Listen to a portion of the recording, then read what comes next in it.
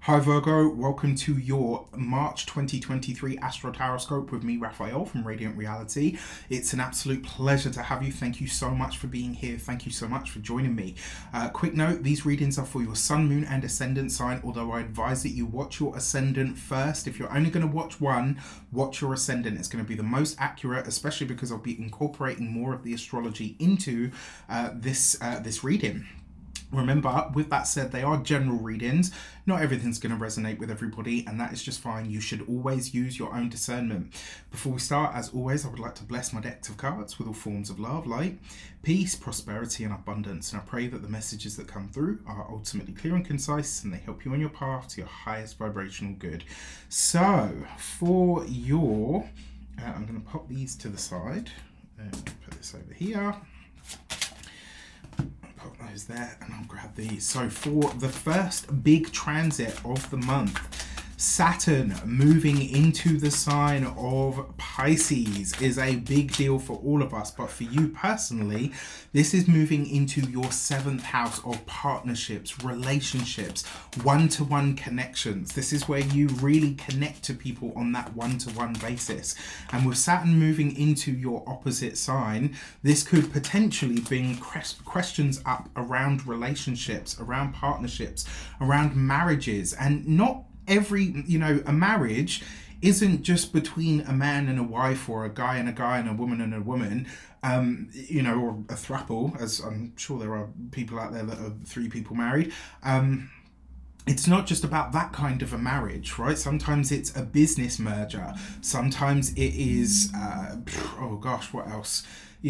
Other types of relationships that we have are the relationship you have with your tarot reader or your astrologer, the relationship you have with your vet, the relationship that you have with, anybody that you spend enough one-on-one time with. Even if you're, if you've got a housemate or a roommate, they come under your 7th house as well. Now, because this is partners, connections, collaborations as well, it also represents your open enemies, which I've come to understand as your competitors, people that compete against you in the same business, or potentially business partners, business relationships are all found here. Now, Saturn is an energy of limitation.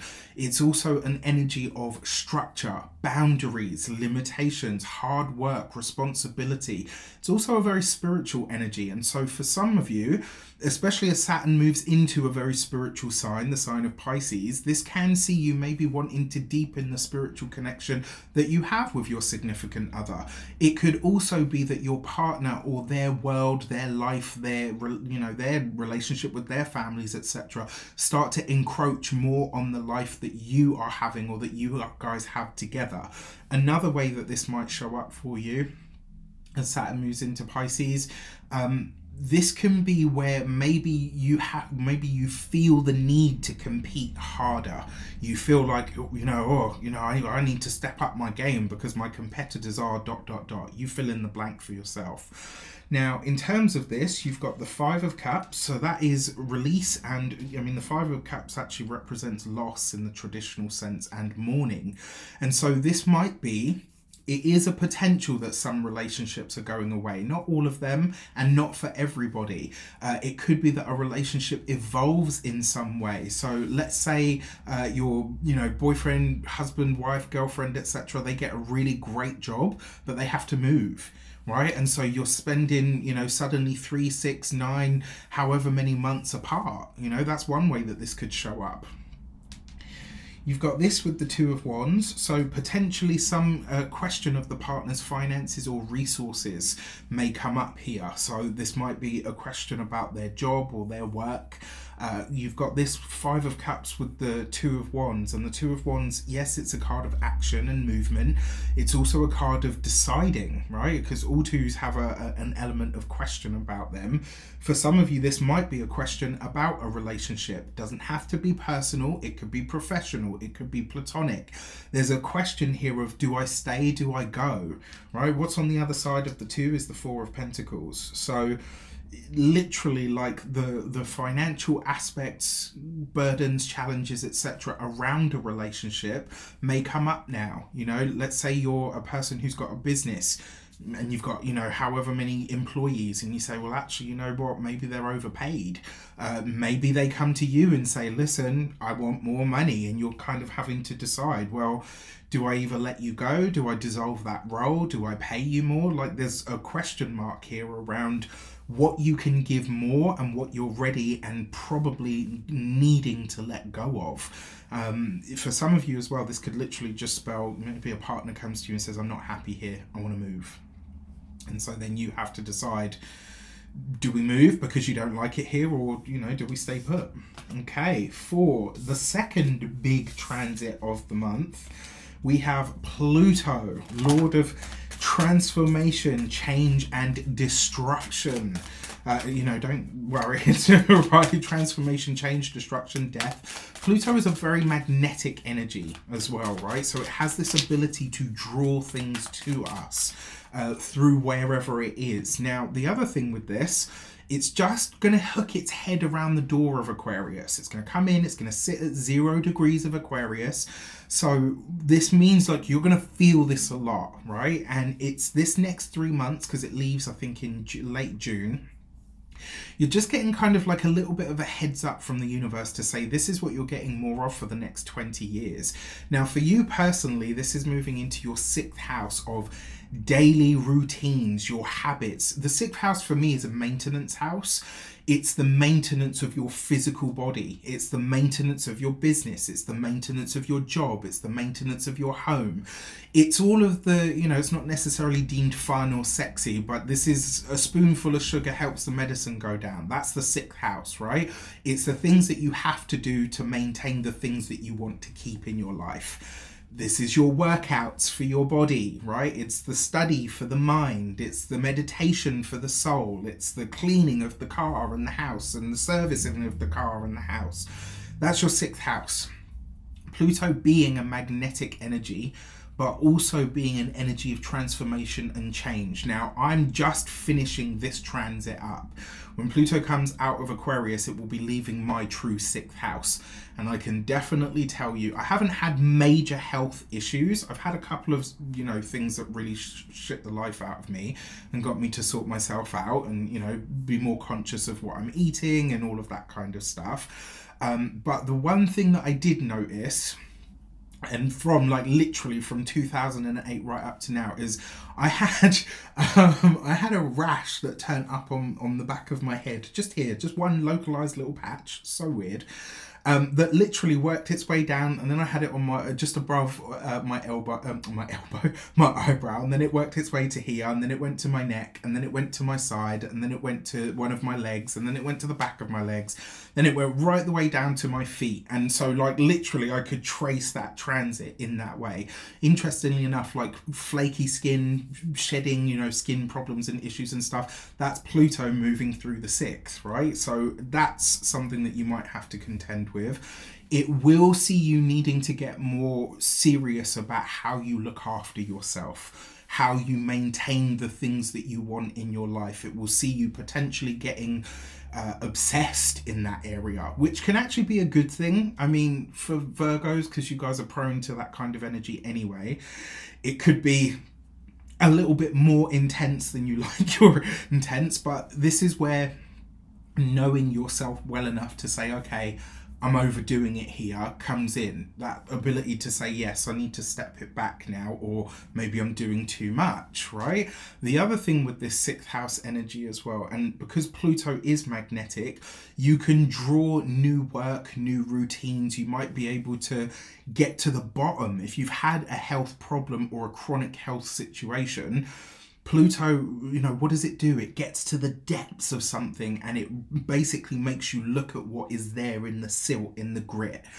When you think about Pluto's moved through Capricorn, look at everything we've learned about the corporate structures, the big oligarchical companies, the elites, the royal families, etc. Look at everything we've learned about them while Pluto has moved through the sign of Capricorn, which is what those things are ruled by. we learn all the secrets, right? So Pluto moving through the 6th, this can help you really get to the bottom of what ails you. So if you've had any health problems, challenges or issues, this could actually be very good for you, because it can help you do that. And you might get really serious about, you know, looking after your health. Pets, animals, potentially this could, you know, maybe see one of them passing. I hope that's not the case, although once it comes in full time from January, that's a 20-year transit. Over 20 years, we're bound to lose a pet, right? I'm sad to say, but simple truth. And, you know, we've got to call a spade a spade. You know, the death card can't always mean anything but death. Pluto can't always mean anything but death, right? It's just part of the parcel. I hope that's not the case, but it's just something to be mindful of. Now,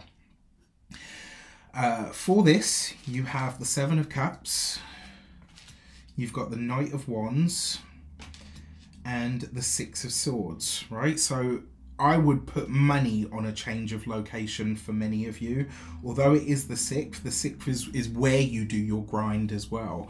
And so your daily habits and routines might start to incorporate new things. Maybe for some of you, you start going running. Maybe for some of you, you start going skiing. Maybe for others, you start going swimming. Very possible. That 7 of Cups though, the 7 of Cups is a self-illusory tendency. And what this all really speaks to me of is maybe, because the 6th house is also can be hidden enemies, maybe you start to become aware that somebody's maybe not working with you as much as you thought, or they're not working in your best interests or in your favor, and so you become sort of acutely aware of that. The other thing with the Knight of Wands, that's a travel card, so it looks like you're taking potentially a secret journey here.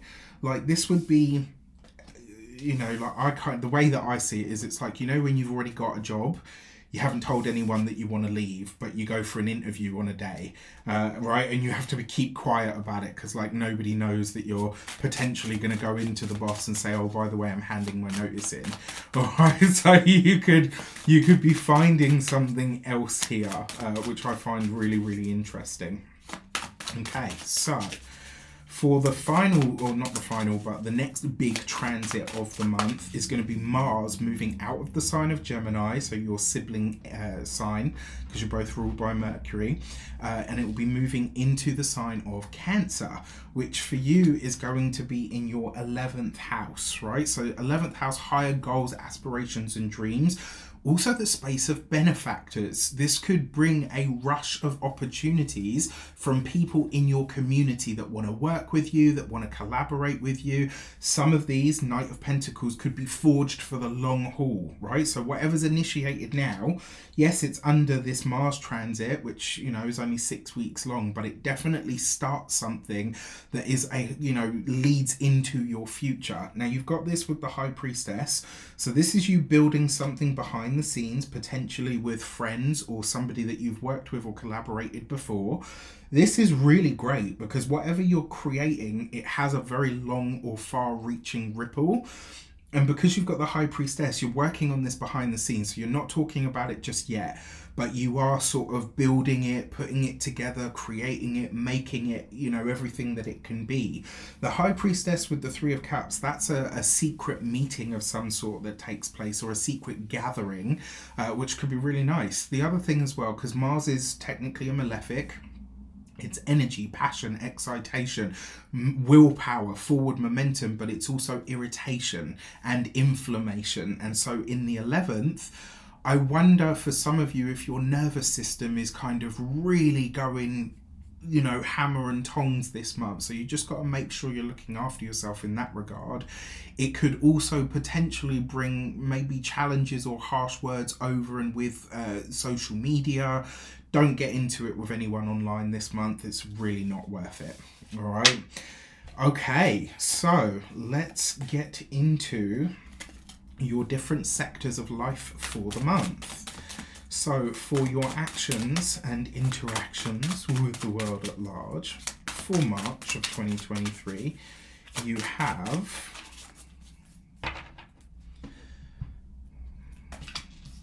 the King of Pentacles, nice, with the 8 of Cups, sorry, 3 of Cups, and the Four of Pentacles. Okay, so when it comes to your actions, a lot of you are seeking more recognition this month, which I actually really like for you.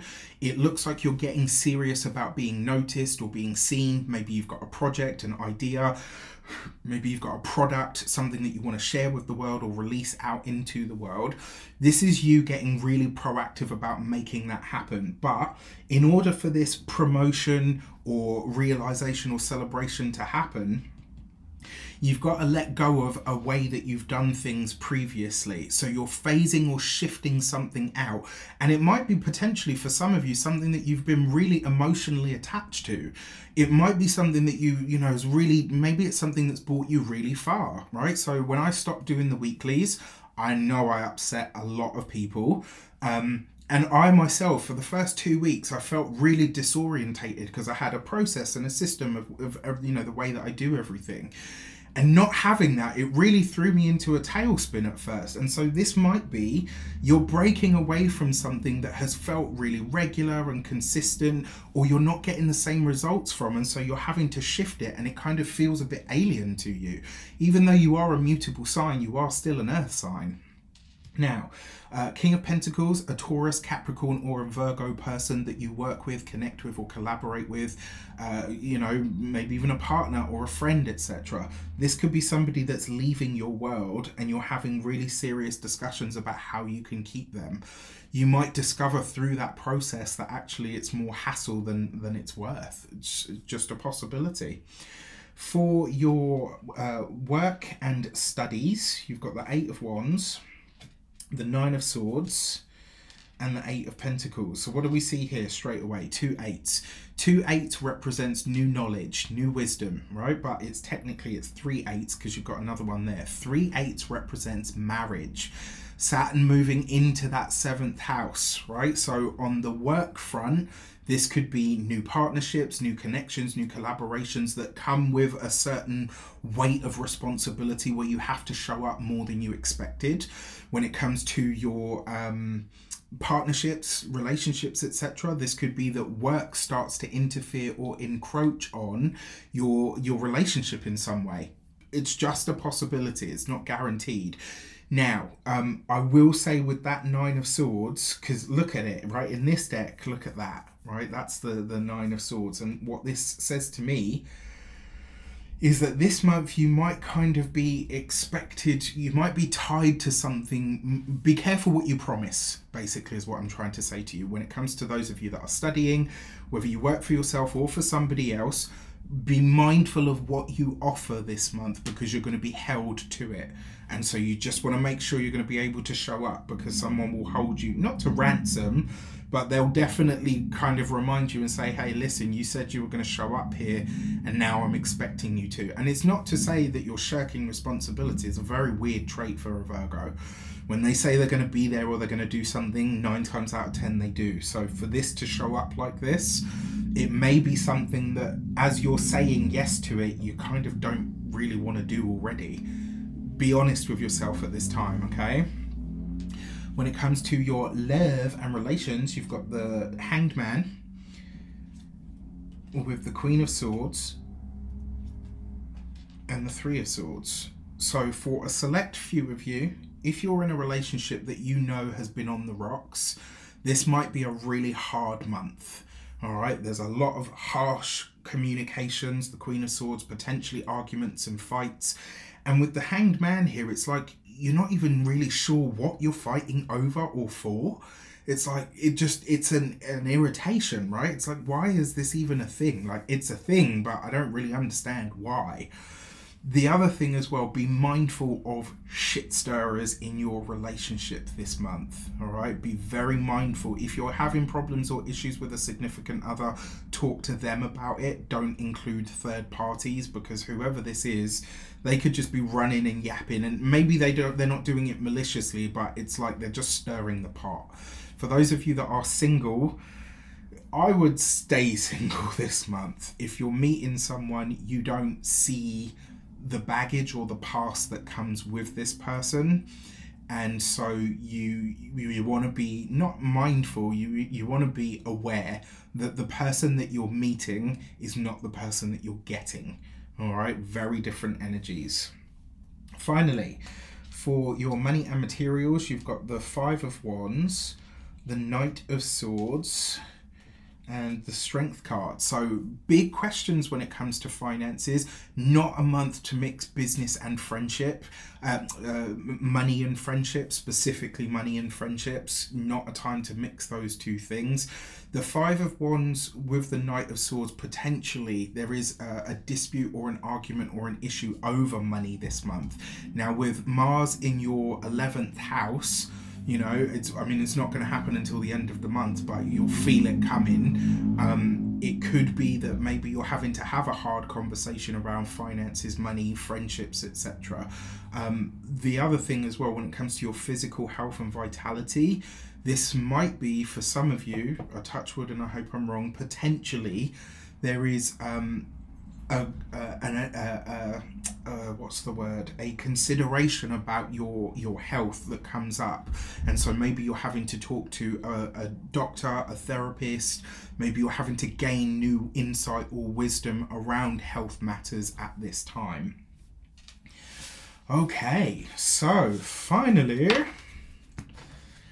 your weeks, or not finally, your weeks of the month. Let's get into it. So for the first week of your month, you have the Temperance card. Okay, so I like this because the Temperance card actually does represent healthcare professionals, doctors, nurses, therapists, counselors. I've seen this card show up for them countless times. Healers of any sort, really. This could be either some kind of remedial action that's taken or some kind of connection to a therapist, counsellor or healer that really comes through for you in some way. So I kind of really like this. The other thing with the Temperance card as well, because it's really about alignment, right? So this could be where you start to shift your ideas or your perception in some way, and it sort of really helps you get a clearer understanding of where you need to adapt, where you need to change something. Then you've got the Tower card. So this combination can bring drama. All right, I'm just going to tell you straight up. So you do want to be careful about what you do and don't get involved with, especially if you kind of think, you know what, I don't really know why I'm dealing with this. It's got nothing to do with me. So just keep that in mind. There is potentially a revelation here. For some of you as well, this could be something that comes in that is quite shocking. It could be a piece of news. It could be, you know, I don't want to mention anything really scary, but like, yeah, it could just be a moment that kind of really makes you say, okay, I need to pay attention to this and I actually need to get it together. For your third week of the month, you've got the Hierophant card. So for those of you that work, specifically for those of you that work for somebody else, this could be a challenge or an issue that arises with the boss, right? If you've got your own business, it could be that an employee walks out. If you've got your, you know, if you're studying, maybe, you know, a professor walks out. Maybe some part of your course is shut down. There's something here that's closing, and it's got something to do with a bigger or a larger structure in your life that is coming to a close or an end. And then finally, you have my favorite card, the Tree of Life. This is divine intervention and assistance. Now, in this deck, the Hierophant is called Faith. And then you've got this, right? So the second half of the month brings you some kind of, what's the word that I'm looking for? The second half of the month brings you some kind of universal blessing or support that you're not expecting. So whatever's happening in the second week that is going to be disruptive, don't worry too much about it, because something is literally hot on its heels that is way better for you and actually kind of soothes the balm, right? So let's say, you know, this is touch wood, I hope I'm wrong. Let's just say, as an example, you burn your finger with the tower, right? And then you're like, oh, you know, I've got to apply all my ointment and and all the rest of it to look after the wound. And then, like, you know, 2-3 weeks later, something comes in and says, oh, you know, we can actually help you with that, with this and this. And so there, it's kind of not as bad as it could have been, if that makes sense.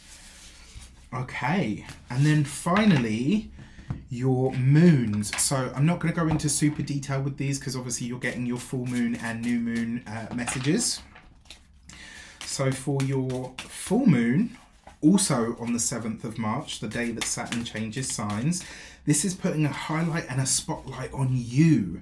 You are more visible, you are more seen, right? You are more out into the world, and you might feel a little bit more emotional, or at least that your feelings are closer to the surface.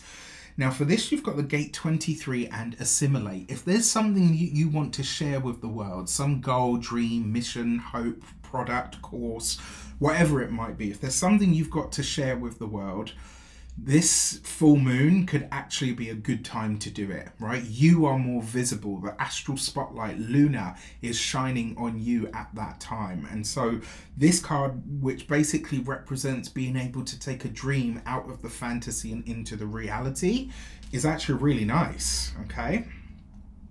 So your full moon is your new moon, should I say, on March 22nd, is the gate 9 and small details. Nobody does this energy better than Virgos. This card for me is not just about the details, it's about precision or refinement. It's where, you know, like what makes a picture really good is how crisp it is, right? How it's like a definition on a camera. The more precise, the more crisp the lines, etc., the better and the more aesthetically pleasing. And so this energy of this new moon, which for you is in your 8th house, this for you is a fresh start in a place of power.